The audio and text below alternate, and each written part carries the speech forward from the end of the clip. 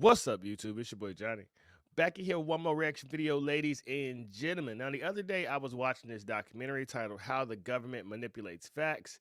It is very intriguing, and I will link it in the description box below. However, when I heard the first 2 minutes of it, my brain was like, oh yeah, I got to make a video about this and bring it to the masses of people that rock with my channel. And if this is your first time pulling up, get on in here and park that whip, buddy. As I love to say, we are simply spirits encased in human flesh. That is all. I promise we just inside these bodies, trying to figure out this thing called life, not nearly as divided nor as demonic as the mainstream media tries to make it seem every single day. And they are currently working overtime right now. So I'm just doing my part to share some love and light. And you dig what you hear in this video, do me a favor, gang, share it far and wide.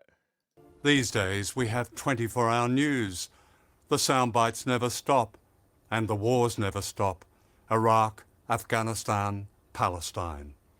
This film is about the war you don't see. Drawing on my own experience as a war correspondent, it will look mainly at television, concentrating on the most popular channels in America and Britain. The film will ask, what is the role of the media in rapacious wars like Iraq and Afghanistan? Why do many journalists beat the drums of war, regardless of the lies of governments? And how are the crimes of war reported and justified when they're our crimes? A pioneer of modern propaganda was this man, Edward Bernays. Bernays invented the term public relations.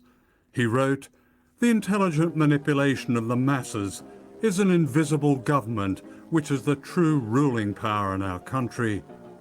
He was part of a secretive group called the U.S. Committee on Public Information, set up in 1917 to persuade reluctant Americans to join the war in Europe.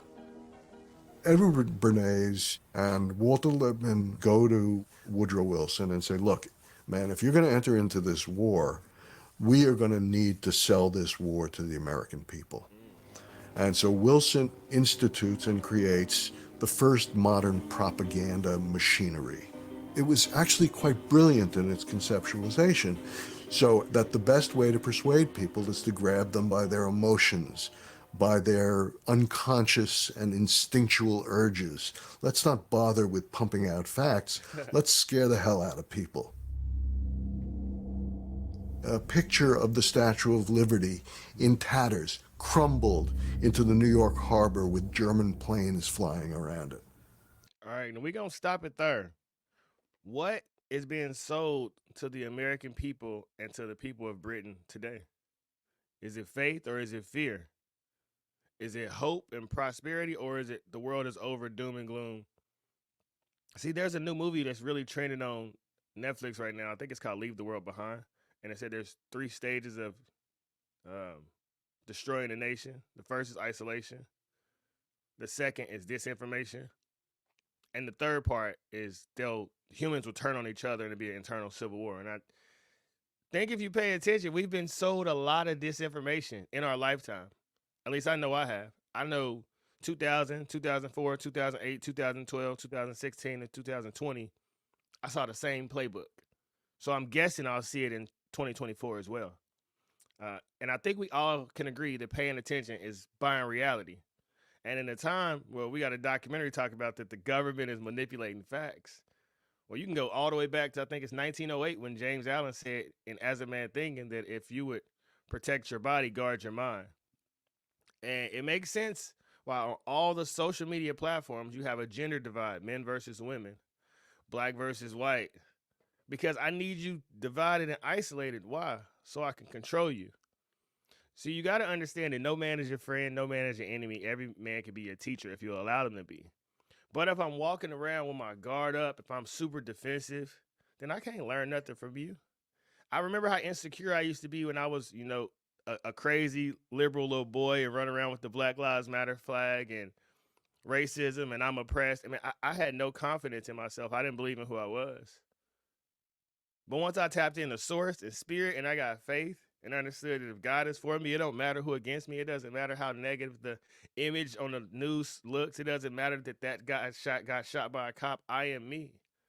And if God is for me, it don't matter what's going on in the world because I am divinely protected. Man, I start walking around with my light. And I was able to then look back at the masses of people in the world and say, hold on. If I was lied to and I was told that I couldn't be anything because of my race or because I grew up in a homeless shelter or because my parents weren't married or because we were in poverty, the masses of people are walking around with some type of trauma as well. They walk around with some type of chip on their shoulder that unconsciously none of us can see. And the media is stoking that flame, right? Like I've never been many places where gay people have been discriminated publicly. And I can't say that a mass of people would sit back and just watch somebody get treated wrong because of their sexuality. However, if you watch movies and cartoons and commercials, it makes it seem like that happens every single day. That somebody gets harassed because they black, that a woman gets, harassed by some perverted man. And in reality, those are one-off cases. But the media reinforces it to us over and over and over. Then now, when I see another black man and I walk through the hood, it's like, who is that? What that nigga want? Do I need to grab the strap or what? We are taught to fear each other. And that's so someone else can control us, so we can all stay enslaved. So I'm not telling you that you got to blindly believe me or blindly believe the government, but I'm saying you got to build a relationship with the people around you. That's why having a family is super important. Because if you isolate it and you just repeating the narrative of the mainstream media and your favorite celebrities and Hollywood actors, well, they all paid to say those things. And that's on the Democratic side or the conservative side. You know, the most dangerous part about this world is that Shakespeare said all the world is a stage. So you have no idea who's playing a character and who's genuinely that ignorant. You could take somebody like the rapper Sukiana. She has to be intelligent, man. Go look who she's following on Instagram. Jordan Peterson, Jay Shetty, Lex Friedman, Andrew Huberman. Come on, cuz she's not ignorant, knowing about cold exposure therapy and all that. So actually, she's playing a character that the world wants to see. If you've seen the cartoon, The Boondocks, Charleston White, when you listen to him speak about the knowledge that he's put out into the world from books, he has some intelligence, but the world propagates the worst of the worst. That's why my message is your art will outlive you. It'd be easy for me to get behind this camera and act real ratchet and ghetto and go viral and get a bag. But I understand that affects my grandkids because we always talk about our ancestors. Our ancestors, what are we doing for our descendants? On the internet, we making them look like we some fools, like we need to be in slavery. Like we're not mature enough to conduct ourselves properly in public. That just because our relationships work, that we need to be petty and not let children see their fathers and all this low vibrational dumb stuff that's keeping us trapped in these cycles. And it's because the media reinforces it. So you got to learn to turn the TV off because it's all propaganda. Shout out to Edward Bernays. His book was published. Let me see what year that was. I haven't read for check. 1928 is when that book came out. And I've always said, if you were to walk down the street, go in the grocery store, the mall, go on your Facebook right now and say, what's propaganda? I can almost guarantee 7 out of 10 people won't know. Well, if you in a real intellectual environment, then yeah, they will. But go around your average hood, your average trailer park, your average super wealthy environment where people are just so disconnected from the world because they got that much bread and they have no idea how they're being manipulated by some screens and by an algorithm. And if we're going to vote our way out of this situation, which I don't think you're going to vote your way out of it, you got to work your way out of it. It has to be on logic. It has to be on having a long-term goal and short-term milestones day by day. Because it's going to take a minute to get to the finish line. As Nipsey said, it's a marathon and it's not a sprint. But what we can do is leave a proper roadmap for the individuals coming behind us so they don't have to be like myself and spend the first 25 years living a ratchet, degenerate life, have baby mamas and say, why am I suffering? Why am I going through this? And then realize that the media that I've been consuming, the music that I've been listening to has been poisoning me. The water that I've been drinking in my neighborhood has been poisoning me. Just all of it. It's crazy when you wake up to it. But we all are in this same video game.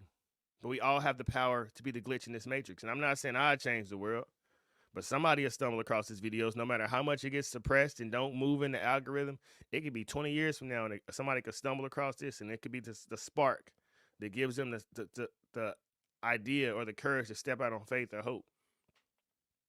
I don't want to be a character. I don't want to have a mouthful of gold teeth and 25 chains. I want to be known as a thinker, and I want to inspire you to think. Because if you have to think, you might as well think big anyway. Think bigger than your hood. Think bigger than your block. Think bigger than having a money phone to your ear. Go read The Magic of Thinking Big by David Schwartz and understand anything the mind can conceive and believe it can achieve. So there's a reason that you are kept at a certain level. You know, if you put a flea in a jar, it'll keep jumping and hit the top of the jar. And eventually, when that flea has babies, it'll jump and it won't hit the top. It'll understand its limits.